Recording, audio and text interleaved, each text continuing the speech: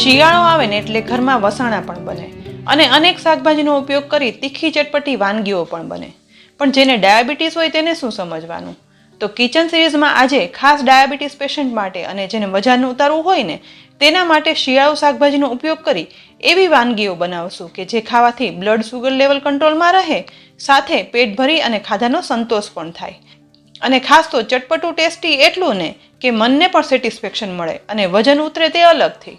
તો આ ઉપયોગી રેસીપી બનાવવાની શરૂઆત આપણે અડધો કપ બ્રાઉન રાઈસ એક કુકરના ખાનામાં ઉમેરી દઈશું. હવે આ બ્રાઉન રાઈસમાં જોઈતું પૂરતું પાણી ઉમેરી થોડા એવા સાફ કરી લેવાના છે. ડાયાબિટીસ હોય ને તેને આમ તો ચોખા ભાત ખાવાની ડોક્ટર મનાઈ જ કરે, પણ ડાયાબિટીસ વાળા માટે બ્રાઉન રાઈસ છે ને તે આશીર્વાદ સમાન છે. બ્રાઉન રાઈસ એ ચોખાનું કુદરતી સ્વરૂપ છે અને તે પોલિશ કર્યા વગરના હોય છે, જેથી તે વજન ઘટાડવામાં પણ મદદરૂપ થાય છે. સાથે તેમાં પ્રોટીન, વિટામિન, મિનરલ જેવા કે પોટેશિયમ, ફોસ્ફરસ, મેગ્નેશિયમ ખૂબ જ હોય છે, જેથી તે ડાયાબિટીસને કંટ્રોલમાં તો રાખે જ છે, વળી ટાઈપ 2 ડાયાબિટીસ થતો પણ અટકાવે છે. તેની સાથે હાડકાની ડેન્સિટી અને રોગપ્રતિકારક શક્તિ વધારવામાં મદદરૂપ થાય છે. બ્રાઉન રાઈસ ઘસી અને સાફ થઈ ગયા પછી તે પાણી કાઢી લઈશું અને હવે અડધો કપ ચોખામાં 2 અડધા કપ એટલે કે ટોટલ 1 કપ પાણી ઉમેરી દઈશું. ત્યાર પછી કુકરમાં નીચે પાણી ઉમેરશું અને હવે કુકરમાં રાખેલા સ્ટેન્ડ પર આ ખાનું ગોઠવી દેવાનું છે. ત્યાર પછી કુકરનું ઢાંકણ ઢાંકી દઈશું અને બ્રાઉન રાઈસને ચડવા માટે કુકરમાં 5 સીટી કરી લેવાની છે. બ્રાઉન રાઈસ છે તે ડાયાબિટીસ માટે તો ખૂબ ઉપયોગી છે, પણ હવે બ્રાઉન રાઈસ સાથે આપણે એ બનાવશું જે ડાયાબિટીસ માટે આશીર્વાદ સમાન પુરવાર થાય છે. અહીં મેં લગભગ 100 ગ્રામ મેથીની ભાજી સમારી અને લીધી છે. તો હંમેશાની જેમ મેં ગેસની લો ફ્લેમ પર નોનસ્ટિક કઢાઈ ગરમ કરવા માટે રાખી દીધી છે. અહીં મેં અંદાજે 2 ટીસ્પૂન જેટલું તેલ ગરમ કરવા રાખ્યું છે. લગભગ અડધી મિનિટમાં તેલ ગરમ થઈ ગયું છે એટલે તેમાં અડધી ટીસ્પૂન જીરું ઉમેરશું. સાથે 1 ટીસ્પૂન સૂકી મેથી ઉમેરવાની છે. હિંગ પણ ઉમેરી દઈશું અને હવે મીઠા લીમડાના પાન ઉમેરશું અને સાથે 1 લાલ મરચું પણ ઉમેરી દઈશું. આ વાનગી આપણે લીલી મેથીમાંથી જ બનાવવાની છે, પણ ડાયાબિટીસ કંટ્રોલ કરવા માટે સૂકી મેથી રામબાણ કહેવાય છે અને આ વાનગીમાં લીલી મેથી સાથે સૂકી મેથી બહુ સ્વાદિષ્ટ લાગે છે. વઘારમાં બધું હલાવી મિક્સ કર્યા પછી માત્ર અડધી મિનિટ સુધી મેથી વઘારમાં સતળાય અને ગોલ્ડનમાંથી લાઇટ બ્રાઉન કલરની થવા લાગી છે. બસ વઘારમાં ખાસ એ ધ્યાન રાખવાનું કે મેથી શેકાવાની સુગંધ આવવા લાગે અને તેનો કલર આવો થોડો બ્રાઉન થવા આવે ને એટલે જરા પણ સમય બગાડ્યા વગર તેમાં લસણની 4-5 કળી, 1 લીલા મરચાના ટુકડા અને આદુની પેસ્ટ ઉમેરી દેવાની છે અને તેને વઘારમાં મિક્સ કરતા જઈ અને સાતળશું, જેથી બધાની સ્મેલ છે તે વઘારમાં બેસી જાય. માત્ર 20 થી 30 સેકન્ડ સુધી સાતળ્યા પછી હવે લસણ સતળાવાની સુગંધ પણ આવવા લાગી છે. પણ અહીં લસણનો કલર બિલકુલ ચેન્જ નથી કરવાનો, માત્ર આવો સહેજ ગુલાબી લસણનો કલર થાય ને એટલે હવે તુરંત 1 બાઉલ સમારેલી લીલી ડુંગળી છે ને તે આ વઘારમાં ઉમેરી દઈશું, જેથી ડુંગળી છે તે સતળાઈ પણ જાય અને વઘારમાં તેનો સ્વાદ અને ફ્લેવર બંને આવી જાય. સતત મિક્સ કરતા અહીં 1 મિનિટ સુધી ડુંગળીને સાતળતા તે થોડી સોફ્ટ થઈ અને ટ્રાન્સપરન્ટ પણ થઈ ગઈ છે. બસ આવી ડુંગળી સતરાઈ જાય ને એટલે હવે તેમાં સમારેલી મેથીની ભાજી છે ને તે ઉમેરી દેવાની છે. મેથીની ભાજી ઉમેરાઈ જાય ને એટલે સાથે મસાલો પણ કરી લઈશું. તેના માટે 3/4 ટીસ્પૂન મીઠું ઉમેરવાનું છે, સાથે 1/8 ટીસ્પૂન હળદર પાવડર ઉમેરશું, અડધી ટીસ્પૂન લાલ મરચું પાવડર પણ ઉમેરશું અને અડધી ટીસ્પૂન ધાણા જીરું પાવડર ઉમેરવાનું છે. હવે બધા મસાલાને હલાવી મેથીની ભાજી અને ડુંગળી લસણના વઘાર સાથે મિક્સ કરી બસ સહેજ એવા જ સાતળશું. મસાલા સતળાઈ જાય ને એટલે હવે તેમાં અડધા કપ જેટલું પાણી ઉમેરી દેવાનું છે. પાણી ઉમેર્યા પછી બસ સહેજ એવું જ મિક્સ કરી તુરંત જ ઢાંકણ ઢાંકી દેવાનું છે અને ગેસની લો ફ્લેમ પર મેથીની ભાજીને ચડવા માટે રાખશું.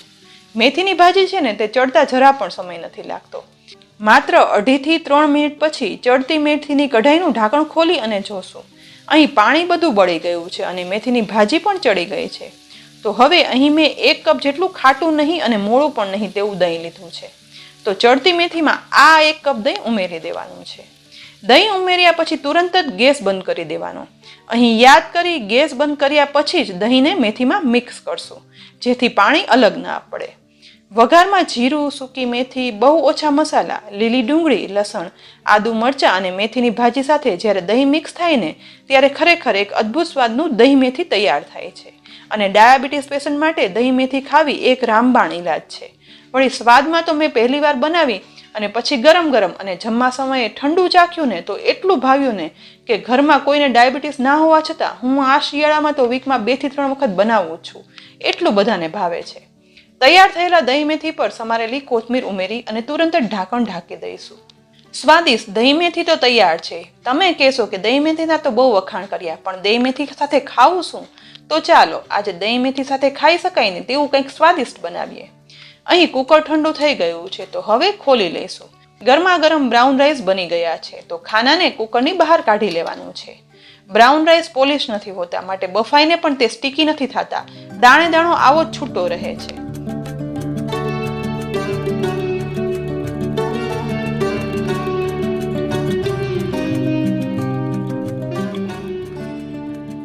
અહીં હવે ગેસની લો ફ્લેમ પર મેં એક પેન ગરમ કરવા માટે રાખી દીધી છે. તો તેમાં 2 ટીસ્પૂન તેલ ઉમેરશું. સાથે 1 ટીસ્પૂન ઘી પણ ઉમેરી દઈશું. અહીં વેઇટ કંટ્રોલ માટે આ બધું બનાવતા હોય ને તો તેલ અને ઘીનું પ્રમાણ ઓછું પણ લઈ શકાય છે. પેનમાં તેલ ઘી ગરમ થઈ ગયા છે ને તો તેમાં હવે અડધી ટીસ્પૂન જીરું ઉમેરવાનું છે. તેની સાથે અડધી ટીસ્પૂન અડદ દાળ ઉમેરશું. મીઠા લીમડાના પાન ઉમેરી દઈશું અને તમાલપત્ર પણ ઉમેરશું. સાથે સૂકા મસાલામાં 1 સૂકું લાલ મરચું ઉમેરશું, 1 ટુકડો તજનો ઉમેરશું અને 2 લવિંગ પણ ઉમેરી દેવાના છે. હવે વઘારમાં બધું હલાવી અને માત્ર 20 સેકન્ડ જેવું મિક્સ કરશું.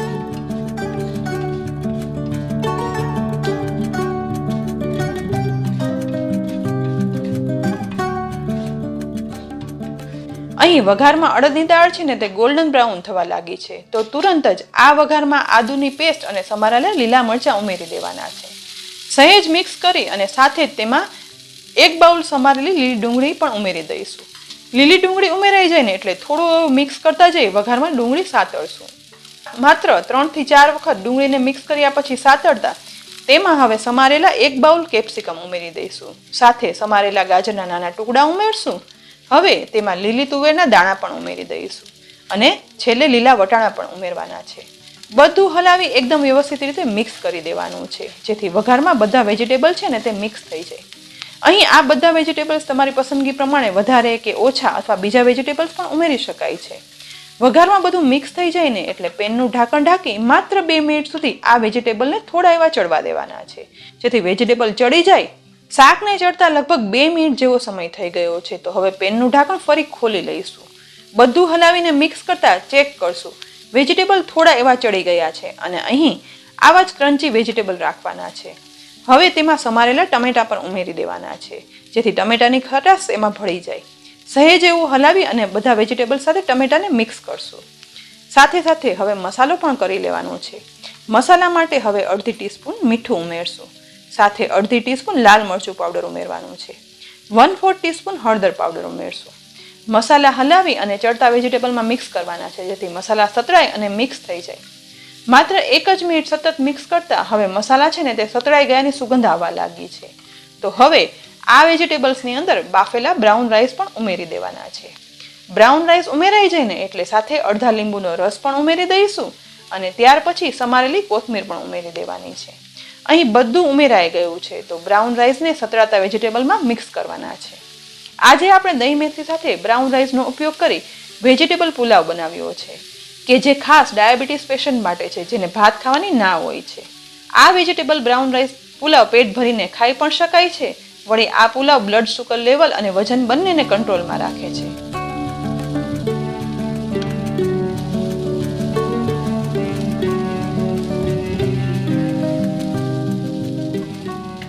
સુગંધીદાર અને સ્વાદિષ્ટ વેજીટેબલ બ્રાઉન રાઈસ પુલાવ બની અને તૈયાર થઈ ગયો છે. તો હવે આપણે પ્રથમ ગરમા ગરમ બહુ જ ઓછા મસાલા સાથે બનતો અને બધાને ભાવે તેવો સ્વાદિષ્ટ વેજીટેબલ બ્રાઉન રાઈસ પુલાવ પીરસશું. પુલાવ પીરસાઈ જાય ને એટલે હવે ડાયાબિટીસ માટે ખાસ ઉપયોગી દહીં મેથી પણ પીરસી લઈશું. દહીં મેથી ગરમ હોય કે પછી ઠંડી, આ પુલાવ સાથે કે પછી રોટલા સાથે પણ એટલું સ્વાદિષ્ટ લાગે છે. સાથે લીલી હળદર અને કેળાનું અથાણું હોય ને એટલે પછી બપોરે જમવામાં ઉપયોગમાં લો કે પછી રાત્રે જમવામાં, ગમે તે સમયે પેટ ભરાય અને જમ્યાનો સંતોષ પણ મળે. વળી વજન પણ ઉતરે અને ડાયાબિટીસ પેશન્ટને બ્લડ શુગર લેવલ કંટ્રોલમાં રહે. તો ફ્રેન્ડ્સ, શિયાળામાં મળતા બધા શાકભાજીનો ઉપયોગ કરી ડાયાબિટીસ પેશન્ટ માટે ખાસ દહીં મેથી અને વેજીટેબલ બ્રાઉન રાઈસ પુલાવની આ રેસીપી જરૂરથી બનાવજો. અને હા, ડાયાબિટીસ ના હોય ને તો પણ હું પર્સનલી કહીશ કે દહીં મેથી તો એક વખત બનાવીને ચાખજો જ, અને પછી કોમેન્ટ બોક્સમાં લખી અને કહેજો કે આ રેસીપી તમને સ્વાદે કેવી લાગે. સાથે રેસીપી ગમી હોય ને તો લાઈક કરી શેર કરવાનું તો બિલકુલ ના ભૂલતા. અને હા, અમારી ચેનલને જરૂરથી સબસ્ક્રાઈબ પણ કરી લેજો. ફરી મળશું આવી એક ઉપયોગી રેસીપી સાથે. ત્યાં સુધી આવજો.